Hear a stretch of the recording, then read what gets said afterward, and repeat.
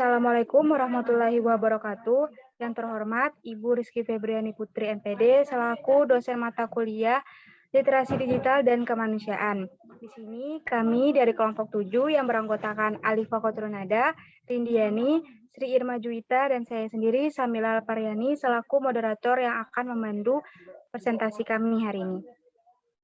Di sini kami akan mempresentasikan Undang-Undang Nomor 19 Tahun 2016 atas perubahan Undang-Undang Nomor 11 Tahun 2008 tentang Informasi dan Transaksi Elektronik atau ITE.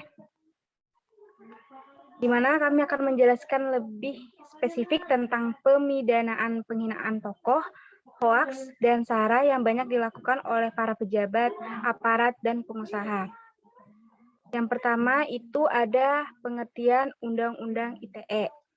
Jadi, apa itu Undang-Undang ITE?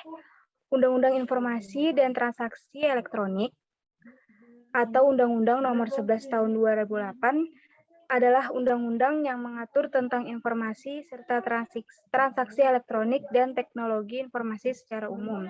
Undang-undang ini memiliki yurisdiksi yang berlaku untuk setiap orang yang melakukan perbuatan hukum sebagaimana diatur dalam undang-undang ini, baik yang berada di wilayah Indonesia maupun di luar wilayah hukum Indonesia.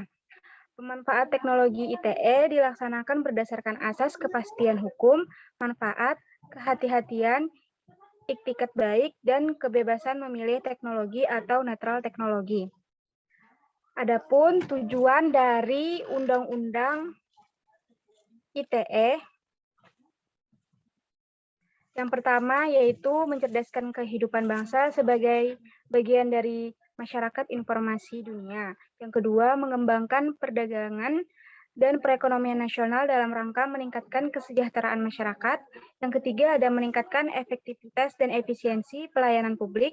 Yang keempat, ada membuka kesempatan seluas-luasnya kepada setiap orang untuk memajukan pemikiran dan kemampuan di bidang penggunaan dan pemanfaatan teknologi informasi seoptimal mungkin dan bertanggung jawab.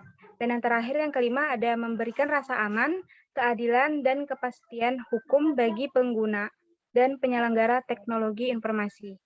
Selanjutnya akan dijelaskan oleh teman saya, Rindiani. Saya persilakan. Terima kasih atas waktunya.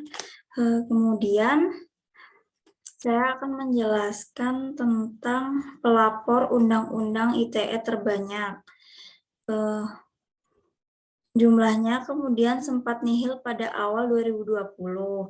Sebelumnya diterbitkannya surat telegram Kapolri nomor ST 1100 atau 4 HUK 7 2020 terkait penanganan kejahatan di ruang siber. Telegram yang diterbitkan pada April 2020 itu berisi instruksi mantan Kapolri Jenderal atau Purnawirawan Idham Aziz kepada jajarannya untuk menindak siapapun yang melakukan penghinaan terhadap penguasa dan pejabat pemerintah.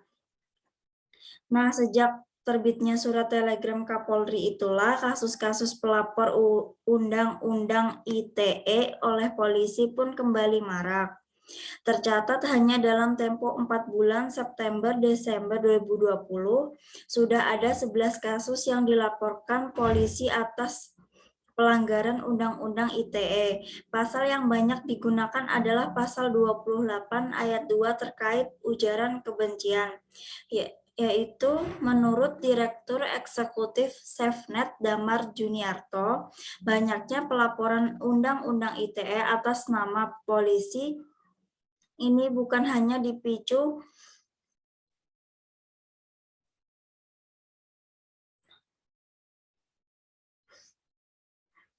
telegram Kapolri semata, melainkan karena memang produk hukumnya sendiri yang tidak jelas.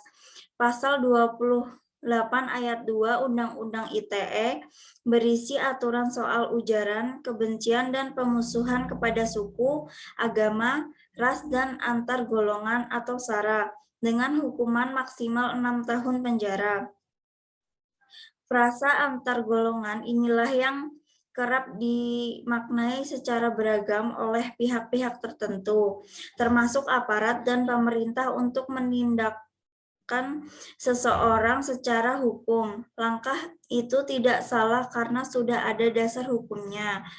Karena itu, kata Damar, kasus-kasus pemindanaan oleh pemerintah atau aparat akan terus terjadi selama pasal karet di Undang-Undang ITE tetap ada. Menurut mantan Komisioner Ombudsman Rakyat Indonesia Adrianus Meliala menilai banyaknya pelaporan oleh polisi terkait Undang-Undang ITE ini terjadi karena dua kemungkinan, yaitu yang pertama, polisi mewakili aspirasi diuji ulang untuk mengetahui bagaimana sebetulnya sikap Polri terhadap penindakan Undang-Undang ITE. Jangan sampai, kata dia, yang bergulir di masyarakat justru dugaan bahwa Polri telah menjadi alat kekuasaan untuk menindakkan para pengkritik pemerintah. Selanjutnya akan dilanjutkan oleh teman saya, Alifa.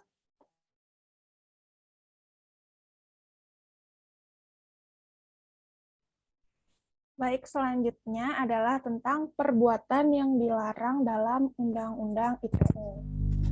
Nah, seiring dengan pemanfaatan internet di masyarakat, khususnya penggunaan media sosial, maka mulai marak juga kasus-kasus terkait informasi dan transaksi elektronik. Di antaranya adalah pencemaran nama baik dan hoaks atau berita bohong. Meski demikian, kasus terkait ITE juga bervariasi, tidak hanya terkait nama baik atau hoaks saja. Kemudian, ketentuan tentang larangan hanya diatur dari pasal 27 sampai dengan pasal 35 Undang-Undang ITE. Ada dua pasal yang berkedudukan sebagai operator norma, yaitu kondisi ketika suatu tindak pidana dilakukan oleh orang asing terhadap sistem elektronik di wilayah Republik Indonesia atau pasal 37 Undang-Undang ITE, dan tindakan yang merugikan orang lain atau pasal 36 Undang-Undang ITE.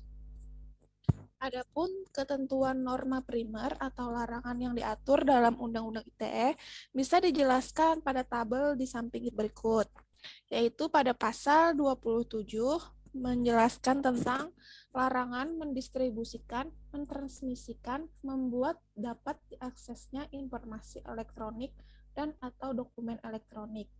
Kemudian pada pasal 28 tentang berita bohong, pasal 29 tentang ancaman kekerasan atau menakut-nakuti, pasal 30 mengakses sistem elektronik milik orang lain, pasal 31 tentang melakukan intersepsi atau penyadapan, pasal 32 tentang larangan perubahan informasi elektronik dan atau dokumen elektronik, pasal 33 tentang mengganggu sistem elektronik, pasal 34 tentang larangan menyediakan atau memfasilitasi, dan pasal 35 tentang pemalsuan dokumen elektronik dengan cara manipulasi, penciptaan, perubahan, penghilangan, dan pengerusakan.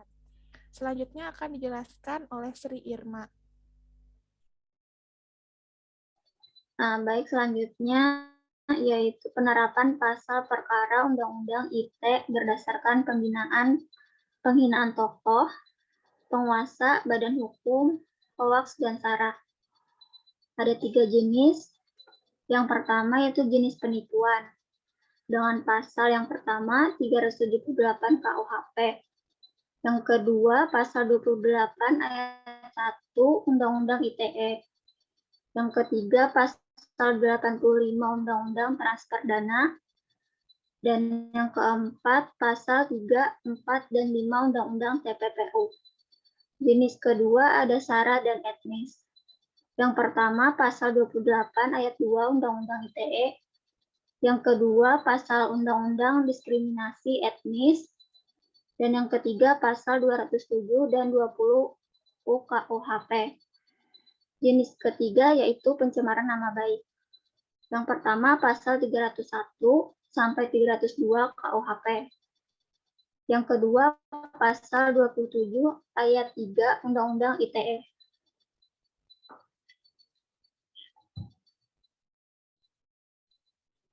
Selanjutnya solusi permasalahan. Sebetulnya pemerintah mengakui kegunaan Undang-Undang ITE memang banyak digunakan oleh pihak-pihak yang punya kuasa. Tapi untuk tidak menyebutkannya sebagai pengusaha, Kapolri Jenderal Listio Sigit Prabowo nomor SE /2/11/2021 tentang kesadaran budaya beretika untuk mewujudkan ruang digital Indonesia yang bersih, sehat, dan produktif, memberikan solusi, yaitu ada 3. Yang pertama, mengedepankan restoratif justice dan langkah damai dalam penyelesaian perkara Undang-Undang ITE. Yang kedua, penyidik berprinsip bahwa hukum pidana merupakan upaya terakhir dalam penegakan hukum atau ultimum remedium. Yang ketiga, tidak akan menahan tersangka Undang-Undang ITE jika yang bersangkutan sudah meminta maaf. Selanjutnya, saya serahkan kepada moderator.